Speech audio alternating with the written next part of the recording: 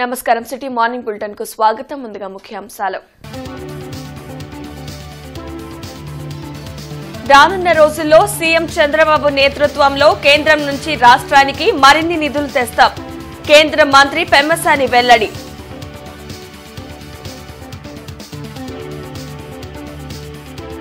ప్రత్యేక ప్రణాళికతో గుంటూరు పశ్చిమ నియోజకవర్గం అభివృద్ధి చేస్తాం.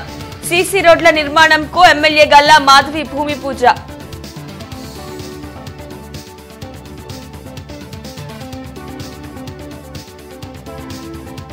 జగనన్న భూ కబ్జా రివర్స్ మేళంను ప్రతి నియోజకవర్గంలో నిర్వహించాలి. మాజీ ఎమ్మెల్సీ డొక్కా వ్యాఖ్య.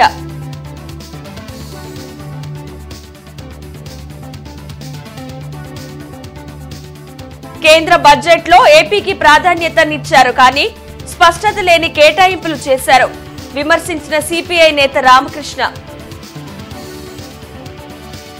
రాజధాని అమరావతి, పోలవరం నిర్మాణాలను రాష్ట్ర ప్రభుత్వం ప్రతిష్టాత్మకంగా తీసుకుందని కేంద్ర మంత్రి పెమ్మసాని చంద్రశేఖర్ తెలియజేశారు. వీటి నిర్మాణాలకు కేంద్ర ప్రభుత్వం కూడా పూర్తి స్థాయిలో సహకరిస్తుందని చెప్పారు. గుంటూరులో కేంద్ర మంత్రి పెమ్మసాని మీడియాతో మాట్లాడారు. గత 10 ఏళ్ల కాలంలో ఎప్పుడూ లేని విధంగా కేంద్ర బడ్జెట్లో ఏపీకి పెద్ద మొత్తంలో నిధుల కేటాయింపు జరిగిందని అన్నారు. ఎవరూ ఊహించని విధంగా రాజధాని అమరావతికి 15,000 కోట్ల రూపాయల నిధుల్ని కేటాయించారని, పోలవరంకు ఎంత ఖర్చైనా తామే భరిస్తామని కేంద్రం స్పష్టంగా బడ్జెట్లో ప్రకటించిందని తెలిపారు. మరి ఈ రోజున అమరావతికి 15,000 కోట్ల రూపాయలు ఎవరు ఊహించలేదు కూడా. వాస్తవంగా అంత 15,000 కోట్ల రూపాయలు బడ్జెట్లో అలొకేట్ చేస్తారని, అది పోలవరంకి ఎంత ఖర్చు అయితే అంత వచ్చే 2-3 సంవత్సరాల్లో దీన్ని పూర్తిగా ఫినిష్ చేసే విధంగా కంప్లీట్గా వాళ్ళు కంట్రోల్ తీసుకొని ఆంధ్రప్రదేశ్కి పోలవరం అనే దాన్ని, అదేవిధంగా వెనుకబడిన జిల్లాలని ప్రకాశం కూడా యాడ్ చేసి వీటన్నిటికీ కూడా స్పెషల్ నిధులు ఇస్తున్నారు. వరకు లెక్కేసుకుంటేనే ఈ రోజున మనకి 80,000 కోట్ల రూపాయలు నిధులు చరిత్రలో లేని విధంగా ఈరోజు మనకు వచ్చేటువంటి అవకాశం ఉన్నటువంటి పరిస్థితి. మీరు అనుకున్నట్టే అనుకోండి, మీరు అనుకున్నట్టే, మీరైతే కామెంట్ చేయాలి కాబట్టి చేస్తారు సరే అనుకోండి. అలానే అది కూడా ఇచ్చేటువంటి పరిస్థితి లేదు బయట. నంబర్ 1. రెండోది, కేంద్ర ప్రభుత్వంతో సత్సంబంధాలతోటి ఎంతవరకు మేము తీసుకురావాలో, ఎలా తీసుకురావాలో చంద్రబాబు నాయుడు గారి కంటే ఎక్కువ తెలిసిన వ్యక్తి రాష్ట్రంలో ఇప్పటి వరకు ఎవ్వరూ లేరు.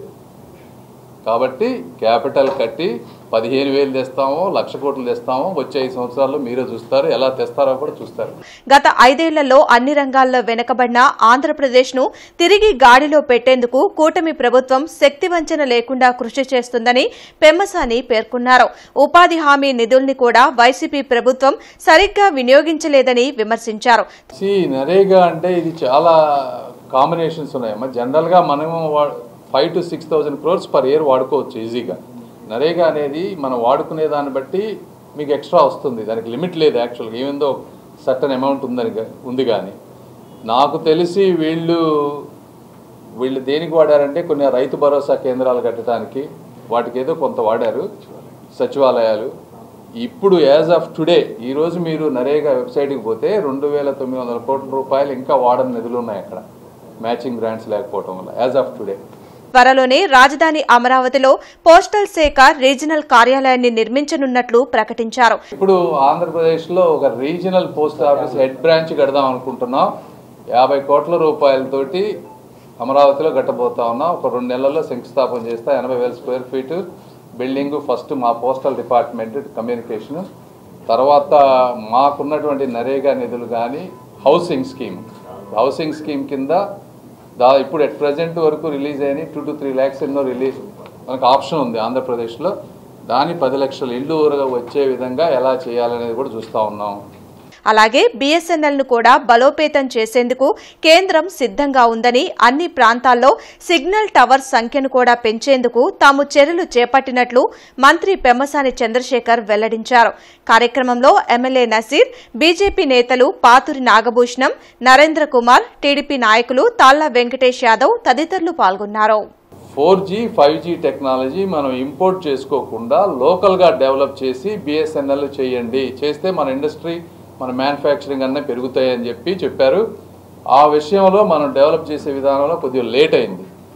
మేము మినిస్టర్ తీసుకున్న తర్వాత వీక్లీ టార్గెట్స్ పెట్టి ఈ సెప్టెంబర్కి 75%, రేపు మార్చికి 100% BSNL 4G అప్లోడ్ అయ్యే విధంగా, ప్లస్ అడిషనల్గా ఒక 25,000 టవర్స్ కన్స్ట్రక్ట్ చేస్తూ ఉన్నాం. ఇవన్నీ అయిపోతే లార్జ్ సిటీస్ అన్నిటిలో కూడా BSNL కనెక్షన్ వస్తుంది. రెండోది ప్రైజెస్ పెరగవు, మీకు ప్రైజెస్ ఇంతకుముందు ఎలా ఉందో అలానే ఉంటుంది. కాబట్టి థర్డ్ కాంపిటేటివ్ ఆల్టర్నేటివ్ని గవర్నమెంట్ సైడ్ నుంచి మేము బిల్డ్ చేయబోతా ఉన్నాం. ఇది చాలా మందికి మంచి జరుగుతుంది. గుంటూరు పశ్చిమ నియోజకవర్గ అభివృద్ధి తన లక్ష్యమని ఎమ్మెల్యే గల్లా మాధవి తెలిపారు. కొరటిపాడు ఆంజనేయపేటలో నిర్మించున్న సీసీ రోడ్డుకు ఆమె భూమి పూజ చేశారు. Koratipadu tank bund walking track ను ఆమె పరిశీలించారు. స్థానికులు ఎదుర్కొంటున్న సమస్యలపై ఆరా తీశారు. గత ప్రభుత్వ నిర్లక్ష్యం కారణంగా ఇక్కడ మౌలిక వసతులు కూడా లేవని, త్వరలోనే అధికారులతో చర్చించి సమస్యలను పరిష్కరిస్తారని ఎమ్మెల్యే హామీ ఇచ్చారు. టీడీపీ నేతలు మద్దిరాల మాని, ఇతర నాయకులు ఎమ్మెల్యేతో ఉన్నారు. ఆంజనేయపేటలో సీసీ రోడ్ శంకుస్థాపన చేసుకోవడం జరిగింది. ఎప్పటి నుంచో దీనికి అభివృద్ధి నోచుకోని ప్రాంతాల్లో గుంటూరులో ఇది కూడా ఒకటి. దీని పక్కనే ఉన్న కొరటిపాడు వాకింగ్ ట్రాక్ ఉంది. దాంట్లో కూడా ఎన్నో రకాలైన సమస్యలను ఈరోజు పరిశీలించడం జరిగింది. ఒక కమిటీ లేక, మంచినీటి సౌకర్యం లేక, బాత్రూమ్లు అస్తవ్యస్తంగా ఉన్న పరిస్థితి ఈరోజు కొరటిపాడు వాకింగ్ ట్రాక్లో చూడడం జరిగింది. సాయంత్రం అయితే లైటింగ్ లేక మహిళలు కూడా ఎంతో ఇబ్బందికరంగా ఉన్నారు అని స్థానికంగా వాకర్స్ అందరూ కూడా వారి బాధను వ్యక్తం చేయడం జరిగింది. 1 by 1 ప్రతి ఒక్క వర్క్ని కూడా దృష్టిలో పెట్టుకొని చేయిస్తాను. అలాగే సిబ్బంది ఇప్పటిదాకా కూడా ఎందుకో తెలియదు కానీ నిమ్మకు నీరెత్తినట్టుగా ఉన్నారు. శానిటరీ విభాగం కానివ్వండి, లేకపోతే మున్సిపల్ కార్పొరేషన్ పరిధిలోకి వచ్చే ప్రతి ఒక్కరు కూడా కొంచెం ఈ కొరటిపాడు ప్రాంతానికి మరీ రాకుండా వాళ్ళు ఏ విధమైన రియాక్షన్ లేకుండా ఉన్నారు అని స్థానికంగా చాలా ఇబ్బంది పడుతున్నారు. విద్యార్థులకు స్ఫూర్తిని ఇచ్చే వారి పేర్లను పథకాలకు కూటమి ప్రభుత్వం పెట్టడంపై మాజీ మంత్రి డొక్కా మాణిక్య వరప్రసాద్ హర్షం వ్యక్తం చేశారు. ఈ సందర్భంగా ఆయన మీడియాతో మాట్లాడారు. డాక్టర్ సర్వేపల్లి రాధాకృష్ణన్, డొక్కా సీతమ్మ, అబ్దుల్ కలాం పేర్లను విద్యాశాఖ పథకాలకు మంత్రి లోకేష్ పెట్టడం అభినందనీయమని చెప్పారు. అలాగే ప్రతి నియోజకవర్గంలో గత 5 ఏళ్లలో జరిగిన భూ కబ్జాలపై ప్రభుత్వం దృష్టి పెట్టి బాధితులకు న్యాయం చేయాలని డొక్కా సూచించారు. సర్వేపల్లి రాధాకృష్ణ పేరుతో ఒక స్కీము, డొక్కా సీతమ్మ గారితో మధ్యాహ్న భోజన పథకం, అబ్దుల్ కలాం ఆజాద్ పేరుతో ఒక స్కీమ్ పెట్టడం వల్ల విద్యార్థులకి ఒక స్ఫూర్తి. వాళ్ళు బాల్య దశలో చదువుకొని స్కూల్స్కి వెళ్ళే రోజుల్లో అలాగా పేరు తెలుసుకోవటం వల్ల డొక్కా సీతమ్మ యొక్క దాతృత్వం, ఆమె ఏ విధంగా పేదవాళ్ళకి అన్నం పెట్టింది, మరి టీచర్గా ఆయన ఒక గొప్ప పేరున్న వ్యక్తి. అలాంటి వాళ్ళ పేర్లు పెట్టి లోకేష్ గారు ఒక మంచి సాంప్రదాయాన్ని, ఒక విద్యార్థుల్లో ఒక మంచి భావాలు నెలకొన్నట్టుగా చేశారు. డొక్కా సీతమ్మ గారు మా వంశీకురాలు పేరు పెట్టడం మాకు చాలా గర్వం ఉంది. మా వంశం అంతా కూడా గర్వపడుతూ ఉంది. డొక్కా ఇంటి పేరు వాళ్ళంతా కూడా ఈరోజు రాష్ట్రం నుంచి నాకు ఫోన్లు చేస్తూ ఉన్నారు. మాకంతా కూడా గర్వంగా ఉంది. తండోపతండాలకు వచ్చి మా భూములు కబ్జా చేశారు, మా భూములు కబ్జాలు చేశారని అర్జీలు ఇస్తూ ఉన్నాను. క్యూలో నిలబడి అర్జీలు ఇస్తూ ఉన్నాను. నేను దీన్ని బట్టి చూస్తే రాష్ట్రంలో చాలా చోట్ల భూ కబ్జాలు జరిగినాయి అనిపిస్తుంది. నాకు కూడా తెలియదు. పేపర్లో చూశాక ప్రజలు ఎందుకు అంత విరిగా వస్తున్నారో అర్థం కావట్లేదు. తిరుపతిలో, చిత్తూరులో ఇలా చాలా చోట్ల వస్తూ ఉన్నారు. అందువల్ల నేనేమంటే ప్రతి నియోజకవర్గంలో ప్రభుత్వానికి భూ కబ్జా రివర్స్ మేళాలు జరిగితే బాగుంటుంది. దానికి జగనన్న భూ కబ్జా రివర్స్ మేళాలు అని పేరు పెడితే బాగుంటుంది. 10 ఏళ్ల ప్రధాని మోడీ పాలనలో దేశం ఏ రంగంలో అభివృద్ధి సాధించిందో ముఖ్యమంత్రి చంద్రబాబు చెప్పాలని సిపిఐ రాష్ట్ర కార్యదర్శి రామకృష్ణ డిమాండ్ చేశారు. విజయవాడలో రామకృష్ణ మీడియాతో మాట్లాడారు. నీతి ఆయోగ్ సమావేశానికి వెళ్లిన చంద్రబాబు ప్రధాని మోడీని పొగడ్డానికే పరిమితమయ్యారని విమర్శించారు. రాష్ట్ర అప్పులపై స్పష్టత లేని ప్రకటనలను చంద్రబాబు, జగన్ చేస్తున్నారని మండిపడ్డారు. కేంద్ర బడ్జెట్లో ఏపీకి ప్రాధాన్యత ఇచ్చారు కానీ స్పష్టత లేని కేటాయింపులు చేశారని రామకృష్ణ అన్నారు. నీతి ఆయోగ్ మీటింగ్కి వెళ్ళి అక్కడ మోడీ గారిని ఏ ముఖ్యమంత్రి కూడా అంత పొగళ్ళ. మీరు 10 ఏళ్ల మీ కష్టార్జితం వల్ల ఎంతో అభివృద్ధి అయింది. రాష్ట్రంలో చంద్రబాబు నాయుడు గారు చెప్తున్న దానికి, వాళ్ళ పార్టీ మంత్రులు చెప్తున్న దానికి, జగన్మోహన్ రెడ్డి చెప్తున్న దానికి ఏమాత్రం పొందలేదు. ఎందుకంటే సాక్షాత్తు అసెంబ్లీలో చంద్రబాబు నాయుడు గారు శ్వేతపత్రం ప్రకటించారు. ఈ రాష్ట్రంలో 9,74,000 కోట్ల రూపాయల అప్పు ఉందని చంద్రబాబు నాయుడు గారు ప్రకటించారు. కానీ నిన్న యనమల రామకృష్ణన్ గారు గతంలో ఆర్థిక మంత్రిగా చేశాడు, సీనియర్ రాజకీయవేత్త. ఆయనేమో 14 లక్షల కోట్ల రూపాయల అప్పు ఉందని ఆయన చెప్తా ఉన్నాడు. ఒక్క మదనపల్లి ఇష్యూతోనే మీరు పరిమితం కావద్దండి. ఓకే, మదనపల్లి సీరియస్గా చేయాల్సిందే. ఎందుకంటే సబ్ కలెక్టర్ ఆఫీస్లోనే కొంతమంది కుమ్మక్కై రెవెన్యూ ఉద్యోగస్తుల ప్రమేయం లేకుండా జరగలేదు. వారు కూడా అందులో కుమ్మక్కయ్యారు, లాలూచి పడ్డారు. వారి ఇన్వాల్వ్మెంట్ ఉంది కాబట్టే వారు దగ్ధం చేయగలిగారు. మరి వాళ్ళ కడప జిల్లాలో దాదాపు 1,20,000 ఎకరాలు ఇట్లా అన్యాక్రాంతమనే అంటున్నారు. కాబట్టి ఏమంటే ఒక స్పెషల్ సీనియర్ ఐఏఎస్ ఆఫీసర్ని ఒక విచారణగా అధికారిగా నియమించి రాష్ట్ర వ్యాప్తంగా ఎక్కడెక్కడైతే ఇలాంటి భూ కబ్జాలు జరిగాయో. మాజీ మంత్రి డొక్కా మాణిక్య వరప్రసాద్ వ్యక్తిగత లాభం కోసమే మాజీ సీఎం వైఎస్ జగన్ పై వ్యాఖ్యలు చేస్తున్నారని జిల్లా వైసీపీ అధ్యక్షులు మందపాటి శేషగిరిరావు విమర్శించారు. గుంటూరులో ఆయన మీడియాతో మాట్లాడారు. డొక్కాకు సముచిత స్థానంను జగన్ కల్పించారా లేదా అని ప్రశ్నించారు. జగన్మోహన్ రెడ్డి గారి గురించి, సజ్జల రామకృష్ణారెడ్డి గారి గురించి కాకుండా ఈ రాష్ట్రంలో జరుగుతున్నటువంటి దుర్మార్గాల మీద, ఈ 2 నెలల్లో జరిగిన నరకాండ మీద, నరహత్యల మీద, పాశవికంగా చంపబడుతున్న వ్యక్తుల్ని ఎవరు చంపుతున్నారో, ఏ పార్టీ చంపుతుందో, ఏ రెడ్ బుక్ రాజ్యాంగం చంపుతుందో, దీని వెనక ఎవరి ప్రోద్బలం ఉందో, పార్టీల ప్రోత్సాహం కానీ నాయకుల ప్రోత్సాహం కానీ ఎవరిదుందో, చంపబడుతున్న వారు ఎవరు నష్టపోతున్నారో దీని మీద మాట్లాడితే సమాజం మిమ్మల్ని హర్షిస్తుంది. సెంట్రల్ బ్యూరో ఆఫ్ కమ్యూనికేషన్స్, సమాచార మరియు ప్రసార మంత్రిత్వ శాఖ ఆధ్వర్యంలో ఏర్పాటు చేసిన ఫోటో ఎగ్జిబిషన్ ముగిసింది. అంబేద్కర్ భవన్లో ఈ నెల 26 నుండి 3 రోజుల పాటు కార్గిల్ యుద్దానికి సంబంధించిన photo exhibition central bureau of communications, సమాచార మరియు ప్రసార మంత్రిత్వ శాఖ ఏర్పాటు చేసింది. వివిధ కళాశాలల విద్యార్థులు ఈ ప్రదర్శనను వీక్షించారు. ముగింపు కార్యక్రమంలో ఎమ్మెల్సీ లక్ష్మణరావుతో పాటు PIB director Hallikeri, CBC director Ratnakar, senior journalist Sambasivarao తదితరులు పాల్గొన్నారు. ఈ సందర్భంగా విద్యార్థులకు వివిధ అంశాల్లో నిర్వహించిన పోటీల్లో విజేతలకు బహుమతులను అందజేశారు. దేశ రక్షణలో సైనికుల కృషి ప్రతి ఒక్కరికి ఆదర్శమని ఎమ్మెల్సీ లక్ష్మణరావు అన్నారు. సైన్యం ఈ సందర్భంగా మన కార్గిల్ దివస్ సందర్భంగా మనం గుర్తుపెట్టుకోవాల్సిన 2 విషయాలు. ఒకటి, మన దేశం మనకు ముఖ్యం, మన దేశాన్ని కాపాడుకోవాలి. 2, సైన్యం మన కోసం చేస్తున్న త్యాగం. ఆ మంచులో, ఆ కొండల్లో, ఎక్కడో కొన్ని 100 అడుగులు ఎత్తులోకి వెళ్ళి ఆ కొండల్లో -డిగ్రీ చలిలో ఈ దేశాన్ని కాపలా కాయడానికి వాళ్ళు ప్రయత్నం చేస్తున్నారు. అందుకని మనం వాళ్ళని స్మరించుకోవాల్సినటువంటి అవసరం ఉంది, వాళ్ళని గుర్తుపెట్టుకోవాల్సిన అవసరం ఉందని తెలియజేస్తూ, అంటే అల్టిమేట్గా నేను నమ్మేది ఏంటంటే, అల్టిమేట్గా ఎప్పటికైనా దేశాల మధ్య చర్చలు జరగాలి, ఘర్షణలు లేకుండా ఉండాలి, యుద్ధాలు లేకుండా ఉండాలి అనేది నేను నమ్మే సిద్ధాంతం. చాలా విచిత్రంగా ఉంటాయి కొన్ని యుద్ధాలు. ఇప్పుడు రష్యాకి ఉక్రెయిన్కి 1.5 సంవత్సరం నుంచి యుద్ధం జరుగుతుంది. రష్యా ఉక్రెయిన్ అనేది 1917 నుంచి 1990 దాకా ఒకటే దేశం అండి. యుఎస్ఎస్ఆర్ అండి, union of Soviet socialist republics అని చెప్పేసి. ఉక్రెయిన్ అధ్యక్షుడు ఈరోజు సాయంత్రం నేను నాటోలో చేరను అని ఒక మాట అంటే యుద్ధం ఆగిపోదు. వాడు అండో ఈడ ఎల్వీఆర్ క్లబ్ లో మెగా మెడికల్ క్యాంప్ జరిగింది. వికాస్ హాస్పిటల్ ఆధ్వర్యంలో నిర్వహించిన ఈ వైద్య శిబిరంలో వివిధ డిపార్ట్మెంట్లకు చెందిన నిపుణులైన డాక్టర్లు పాల్గొన్నారు. క్లబ్ సభ్యుల కుటుంబాలకు పలు రకాల పరీక్షలు నిర్వహించి వైద్య సలహాలు అందించారు.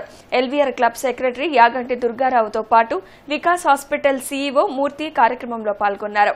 వికాస్ హాస్పిటల్ వారి సౌజన్యంతో ఈ రోజున మెగా మెడికల్ క్యాంపు ఈ క్లబ్లో ఏర్పాటు చేయబడింది. దీనికి క్లబ్ సభ్యులు, వారి ఫ్యామిలీ మెంబర్స్ అందరూ కూడా ఈ యొక్క టెస్ట్ చేయించుకోవడానికి ఇచ్చేయడం జరిగింది. దానిలో భాగంగా ఈ రోజున సభ్యులందరూ కూడా వారి ఫ్యామిలీస్తో పాల్గొన్నారు.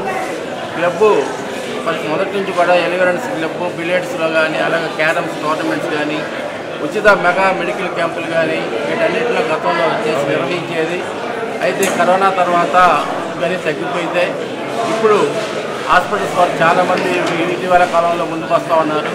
అవన్నీ కూడా ఈ క్లబ్లో మరి ఈ రోజున ఏర్పాటు చేయడం జరిగింది. Vikas hospital Guntur and LVR club సంయుక్తంగా ఈరోజు ఎల్వీఆర్ క్లబ్లో మెగా మెడికల్ క్యాంప్ని కండక్ట్ చేయడం జరిగింది. ఈ క్యాంపు నందు అన్ని రకాల విభాగాలు super speciality and general speciality వైద్య సేవలన్నీ కూడా పార్టిసిపేట్ చేశారు. ప్లస్ దీనిలో కార్డియాలజీ నుంచి డాక్టర్ సుధాకర్ గారు అండ్ నెఫ్రాలజీ నుంచి డాక్టర్ నిహారిక గారు, డాక్టర్ సురేంద్ర గారు, vascular surgeon general surgeon doctor Rajat గారు, పవన్ గారు, డాక్టర్ ఆర్థోపెడిక్స్ అండ్ డాక్టర్ చందన గారు, సర్జికల్ గ్యాస్ట్రాంట్రాలజీ, డాక్టర్ శ్రావణి గారు గైనకాలజీ పాటు డాక్టర్ శాలిని గారు డెంటల్ డిపార్ట్మెంట్లో వైద్య సేవలను సలహాలను ఎల్వీఆర్ క్లబ్ సభ్యులకు అందించడం జరుగుతుంది. ఏపీ శాలివాహన సంక్షేమ సంఘం రాష్ట్ర హైపర్ కమిటీ సభ్యుల సమావేశం గుంటూరులో నిర్వహించారు. శాలివాహన సమన్వయ సంఘ్ భవన్లో జరిగిన సమావేశంలో పలు అంశాలపై చర్చించి తీర్మానాలు చేశారు. ప్రతి జిల్లాలో శాలివాహన సంక్షేమ భవనం ఏర్పాటు చేయాలని, రాజధాని అమరావతిలో మొల్లమాంబ విగ్రహం పెట్టాలని సంఘ నాయకులు నాగేశ్వరరావు, ఆదిశేషయ్య కోరారు. కుమ్మరి కుల వృత్తిదారులకు చెరువులు, కుంటల వద్ద మట్టి త్రవ్వుకునేందుకు ఎలాంటి ఆటంకాలు లేకుండా ప్రభుత్వం చూడాలన్నారు. నెల్లూరు జిల్లా గూడూరు నియోజకవర్గంలో ఉన్నటువంటి 46 ఎకరాల స్థలాన్ని ఏదైతే కుమ్మర్లకు కేటాయించారో ప్రభుత్వము దానిని తిరిగి ఈ యొక్క సంఘానికి గవర్నమెంటు మరి స్వాధీనం చేయాలని చెప్పి, తర్వాత రెండవది మరి దేవాలయాల్లో అర్చకులు, పూజారులు ఏవైతే నైవేద్య సామాగ్రి వాడుతున్నారో అవన్నీ కూడా మట్టి ఉత్పత్తులు మాత్రమే ప్రభుత్వము వాడాలని చెప్పేసి ప్రభుత్వము ఉత్తర్వులు ఇవ్వాలని చెప్పేసి, అలాగే మరి ప్రతి జిల్లాలో కూడా శాలివాహన సంక్షేమ సంఘం భవనాన్ని నిర్మించాలని, ప్రతి 36 జీవో నంబర్ 36 వెల్ఫేర్ కమిటీల సభ్యులను కూడా సంక్షేమ సంఘం ద్వారా పనిచేసేటువంటి వాళ్ళని తీసుకొని వాళ్ళకి సరైనటువంటి సౌకర్యాలు కల్పించాలని, తద్వారా రాజకీయ ఇవన్నీ కూడా తీర్మానాలన్నీ కూడా మెమరాండం ద్వారా ముఖ్యమంత్రి గారికి పంపించడం, ఉత్సవ విగ్రహాలు తయారు చేసేటువంటి కుమ్మరులు ఎవరైతే ఉన్నారో ఈ పూజా సామాగ్రికి ఇవ్వాల్సినటువంటి దాన్ని కూడా మాకు శాంక్షన్ చేయాలని. అరండల్పేటలోని అవగాహన కార్యాలయంలో ఆరోగ్య సభ జరిగింది. ప్రముఖ కీళ్లవాత నిపుణులు డాక్టర్ మమతా పాల్గొని ఆర్థరైటిస్ వ్యాధికి నివారణకు తీసుకోవాల్సిన జాగ్రత్తలను వివరించారు. చిన్న వయసులోనే కీళ్లవాతంతో యువత ఇబ్బందులు పడుతున్నారని, వాటిని గుర్తించి ట్రీట్మెంట్ తీసుకోవాల్సిన అవసరం ఉందని సూచించారు. పెయిన్ ఎక్కువగా ఉంటుంది వాపు కంటే కూడా, కానీ ఆర్థరైటిస్ అంటే కీళ్లవాతము కూడా చాలా రకాలు ఉంటాయి. అందులో రుమటాయిడ్ ఆర్థరైటిస్ ఒక రకమే, ఇంకా వేరే రకాలు కూడా ఉంటాయి. సోరియాసిస్ అనే స్కిన్ డిసీజ్ ఉన్న వాళ్ళకు కూడా ఆర్థరైటిస్ వస్తుంది, సోరియాటిక్ ఆర్థరైటిస్ అంటారు. సో ఆర్థరైటిస్ అదే గౌట్ అంటే యూరిక్ యాసిడ్ వల్ల అది కూడా ఆర్థరైటిస్. సో ఆర్థరైటిస్కి ఏజ్ రిలేటెడ్ వచ్చేదానికి ఏజ్ రిలేటెడ్ దాన్ని ఆస్టియో ఆర్థరైటిస్ అంటారు. సో మెయిన్ డిఫరెన్స్ వచ్చేసి వాపు ఎక్కువగా ఉంటుంది, ఎర్లీ మార్నింగ్ పెయిన్ ఎక్కువగా ఉంటుంది. తర్వాత యాక్టివిటీ అంటే మనం దాని మూమెంట్ చేసే కొద్దీ వాపు కానీ పెయిన్ కానీ తగ్గుతుంది అనమాట కీళ్ళవాతంలో. అదే ఏజ్ రిలేటెడ్గా వచ్చింది ఏంటంటే వాపు అంత ఎక్కువగా ఉండదు, పెయిన్ ఎక్కువగా ఉంటుంది. ఎర్లీ మార్నింగ్ అంటే రెస్ట్ తీసుకున్నాక పెయిన్ తగ్గుతుంది, నడిచే కొద్దీ పెయిన్ ఎక్కువ అవుతుంది. సో కైరోప్రాక్టర్ గురించి ఇంకా చాలా సింపుల్గా చెప్పాలంటే అలైన్మెంట్ అండి. అంటే శరీరం ప్రతి దాంట్లో అంటే ఈ నేచర్లో ప్రతి దానికి ఒక డిసిప్లిన్ ఉంది. ఈ టైం కల్లా సూర్యోదయం ఉంది, ఈ టైం కల్లా సీజన్ ఉంది, ప్రతి దానికి డిసిప్లిన్ ఉంది. సీజన్ కావచ్చు ఏదన్నా కానీ ఒక డిసిప్లిన్ ఫాలో అయిన చోట ఎప్పుడూ ఒక సిస్టమ్ యుగాలైనా ఒక పద్ధతిలో జరిగిపోతూ ఉంటాయి.